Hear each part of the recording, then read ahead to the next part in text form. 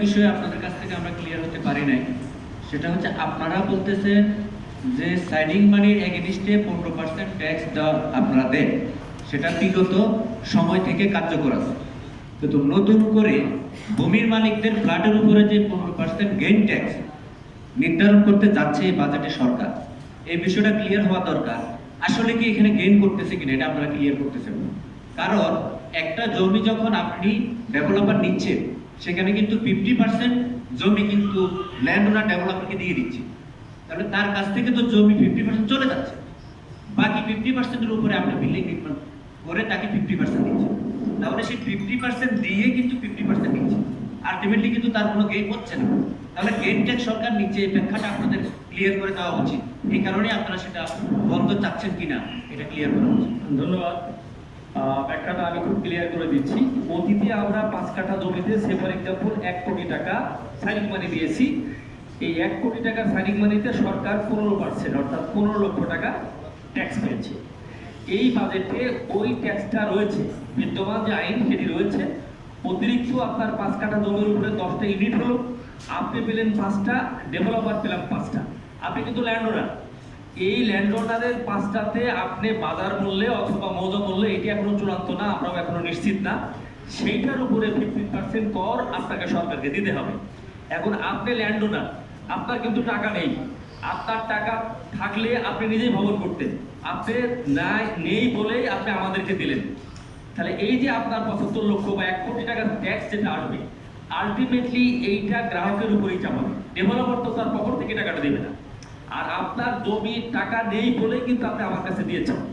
এইটি একটি মারাত্মক সাংঘর্ষিক, এবং জনগণ অর্থাৎ যাদের জমি রয়েছে এবং সাধারণ ক্রেতা তাদের উপরে একটি বোঝা করে দেওয়া হচ্ছে। এইটার আমরা চরমভাবে বিরোধিতা করছি। এটাকে সরকারকে প্রত্যাহার করতে হবে, এটি আমাদের দাবি। আমার মনে হয় যে ব্যাপারটা আপনারা সাংবাদিক বন্ধুরা ক্লিয়ার হতে পেরেছি আমরা।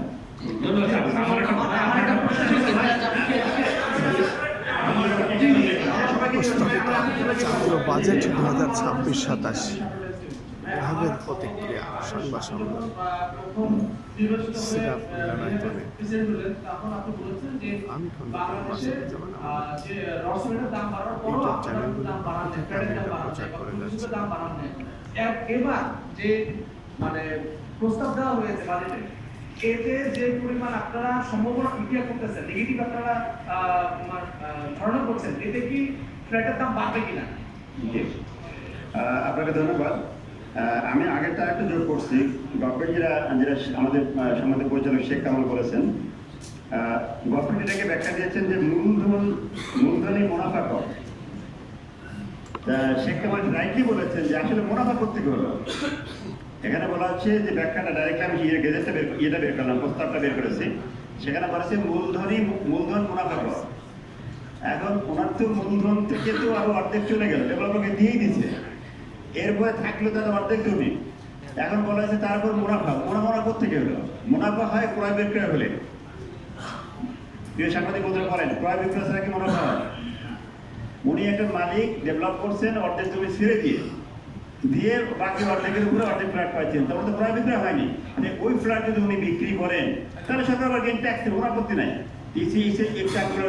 ডাবল ট্যাক্সেশন, এবং এটা অন্যায়ভাবে, এটা আমি বলবো জুলুম করা হবে, এটা অবশ্যই বন্ধ করতে হবে।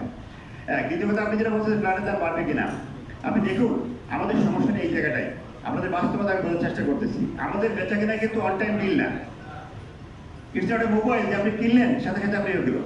আমাদের ডিলগুলো হয় কিন্তু লম্বা সময়ের জন্য, 3 বছর, 4 বছর, 5 বছর, 6 বছরের জন্য।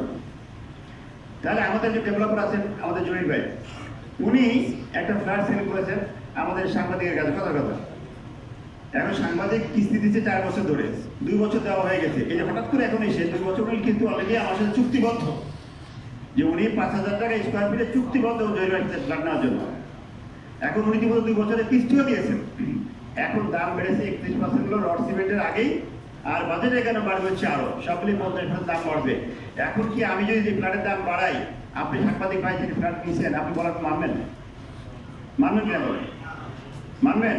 কারণ আপনি বলে আমার সাথে চুক্তি আছে এবং আমি 2 বছর অলরেডি কিস্তি দিয়েছি, ভাই আমি 1 বছর বাড়াতে পারবো না। তাহলে કોઈ ডেভেলপকে বিল্ডিং বানাতে পারবে, আপনাকে দিতে পারবে? এই বাস্তবতা সরকারকে বুঝতে হবে। যে এই ব্যবসাকে এই কেনাবেচাটা কিন্তু অন টাইম ডিল না, এটা লম্বা সময় ধরে চলে ডিলটা। সেই বাস্তবতা বুঝে সরকারকে আমরা তাদের বলেছি যে আমাদের নীতি সাপোর্ট দিতে হবে, আমাদেরকে নীতি সাপোর্ট দিতে হবে। সরকারের নীতি সাপোর্টে অনেক সুযোগ আছে, কিন্তু তো সেই জায়গায় যদি হাত না দেয় তাহলে আমাদের আবাসন, আবারও বলছি এটা একটা এসেনশিয়াল সেক্টর, মানুষের যে এসেনশিয়াল 5টা নিডস তার মধ্যে এটা একটা। তো সেই জায়গায় সাপোর্টটা আমাদেরকে দিতেই হবে, যদি না দেয় তাহলে এই সেক্টরটা বাঁচবে না, সেটা টিকে থাকবে না। সভাপতি, একটা প্রশ্ন নেওয়া যাবে কি? জি। সেটি হচ্ছে যে আসলে এবারের বাজেটে কালো টাকা সাদা করার সুযোগ দেওয়া কিংবা অপ্রত্যাশিত অর্থ, আপনারা যেটাই বলেন, সেটা নিয়ে কিন্তু একটা ধূম্রজাল তৈরি হয়েছে। বাজেট পরবর্তী সংবাদ সম্মেলনে এনবিআর চেয়ারম্যান সাংবাদিকদের প্রশ্নের উত্তরে যেটি বলেছেন যে এবারের বাজেটে কালো টাকা সাদা করার কোনো সুযোগ দেওয়া হয়নি, বরং যেটি দেওয়া হয়েছে সেটি আসলে আগেই ছিল। আগের আইনেই আছে একজন জমি বিক্রেতা যে মূল্যে জমি বিক্রি করলো আর যেটা মৌজা রেট ছিল তার বাইরে যে টাকাটা পেল সেটাই তো বেসিক্যালি কালো টাকা হচ্ছে বা অপ্রত্যাশিত অর্থ হচ্ছে।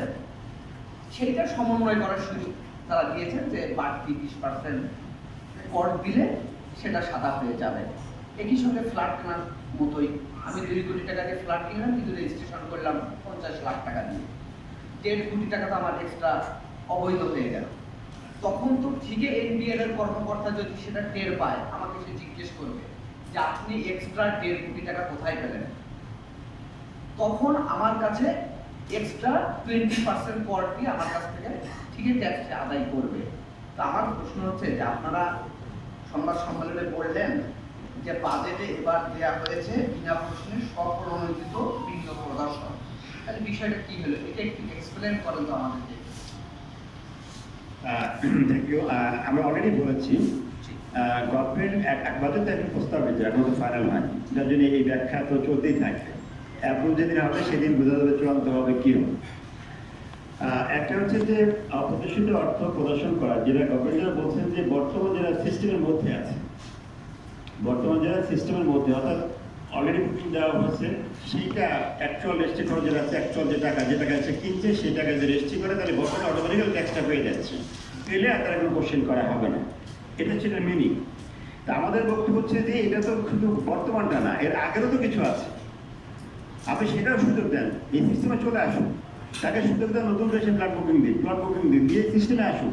সিস্টেমে যদি আসতে না দেন তাহলে তো ওই যে অপদেশ থেকেই যাবে, তাতে সরকারের বা কী লাভ হবে, আমাদের বা কী লাভ হবে।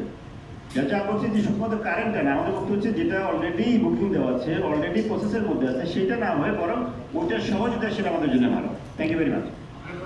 প্রশ্ন করি, আমার একটা প্রশ্ন আছে, কারণ শেষ পর্যায়ে চলে এসেছি। শেষ করে দেন, আমার একটা প্রশ্ন আছে। শেষ করে দেন। প্রবাসীদের একটা অভিযোগ আছে